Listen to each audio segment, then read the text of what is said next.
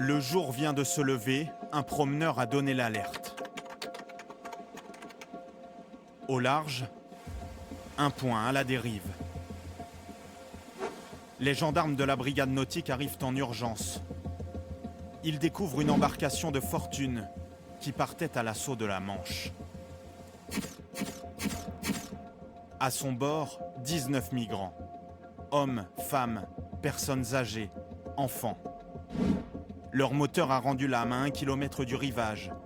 Traversée avortée. Une vedette des douanes assure leur sauvetage, déjà le 2e de la journée. Nous ne sommes pas en Méditerranée, au sud de l'Europe, mais bien au nord de la France. Depuis plusieurs mois ici, les tentatives de traversée vers l'Angleterre sont quasi quotidiennes. On en comptait 12 en 2017, 71 l'an dernier, déjà 237 depuis le début de l'année. Un drame humain devenu casse-tête pour les autorités. Ce jour-là, parmi les rescapés, nous rencontrons la famille Ebrahimi, des Kurdes qui ont fui l'Iran avant de traverser toute l'Europe avec leurs 3 enfants. Dylan, l'aîné, vient d'avoir 12 ans, Dilman, 10 ans, et leur petite sœur, Diane, 3 ans. On ne fait pas ça pour le plaisir. On a fui le pays et les problèmes politiques. Les Kurdes sont attaqués par la Turquie, la Syrie, l'Iran. C'est un vrai problème. Voilà pourquoi nous avons pris ce risque.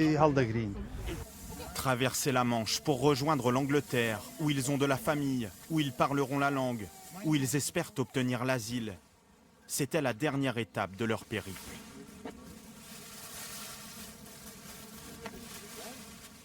Ils ont payé 3 000 € à un passeur pour embarquer dans ce bateau qui prenait l'eau. Les enfants sont frigorifiés. Le bateau était cassé. Est-ce que tu as eu peur? Oui, oui.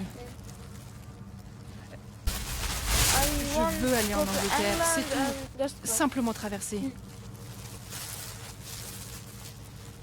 Leur rêve d'Angleterre vient de se briser pour la 2e fois. La famille Ebrahimi est conduite à la police aux frontières pour être interrogée. Comme eux, plus d'1 millier de migrants ont été interceptés depuis le début de l'année. Patrouiller dans la Manche, c'est le quotidien de ces gendarmes. Ils surveillent le couloir maritime le plus fréquenté au monde. La zone concentre près de 25% du trafic mondial. Et c'est aussi l'une des mers où les courants sont les plus agités. Plus on s'éloigne de la côte, plus les conditions de mer sont dangereuses. Donc les risques en plus augmentent quand vous avez des passages de cargo, de porte-conteneurs qui créent des hauteurs de vagues et des creux en mer qui une fois sur 2, peuvent faire chavirer les petites embarcations. Une frontière devenue mortelle. Il y a 15 jours, 2 premiers décès de migrants ont été enregistrés sur les côtes françaises. Nous ne connaissons que leurs prénoms. Hussein, 22 ans, et Soran, 27 ans. 2 Kurdes d'Irak retrouvés morts noyés sur une plage du Touquet. Comment lutter contre les filières criminelles qui acheminent ces bateaux, comme ici, à quelques mètres de la plage? Seuls 34 km séparent la France de l'Angleterre. Et les départs clandestins ont désormais lieu sur tout le littoral du Pas-de-Calais. Près de 100 km de côte à surveiller pour les gendarmes du département, de jour comme de nuit. Toute plage susceptible d'accueillir un Zodiac ou un véhicule pas trop loin pour débarquer un bateau est un point de départ potentiel. Alors, pour lutter contre les passeurs, les Anglais ont financé l'achat de drones, de motos pour les gendarmes français. Des réservistes sont également déployés depuis quelques jours.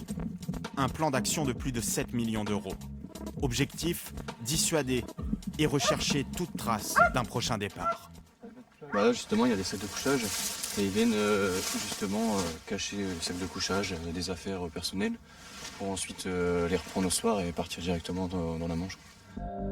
Des traversées qui augmentent car le passage par camion est de plus en plus difficile pour les migrants. Chaque poids lourd est inspecté avant de pénétrer dans le tunnel sous la Manche. Ce jour-là, un chien marque l'arrêt.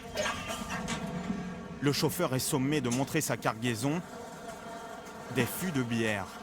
En apparence, rien d'anormal. Pourtant, ils sont 4, recroquevillés. 2 Irakiens et 2 Iraniens. Nous rencontrons Motion, 29 ans. C'est la première fois que vous essayez d'aller en Angleterre? Non, j'ai déjà été arrêté 10 fois. Mais il faut que je réussisse à passer. Ma femme et mon fils sont déjà en Angleterre. Qu'est-ce que je peux faire? Je n'ai que 2 choix. Soit dans un camion, soit sur un bateau. 24 heures après leur tentative, nous retrouvons la famille Ebrahimi dans les rues de Calais.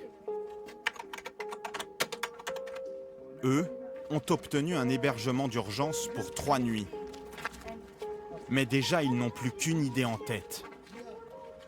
Je veux qu'on arrive en Angleterre. Les conditions seront meilleures que dans n'importe quel autre pays. Quel que soit le danger, quels que soient les obstacles, on ira là-bas. Et puis on a de la famille là-bas. Je sais que c'est dangereux.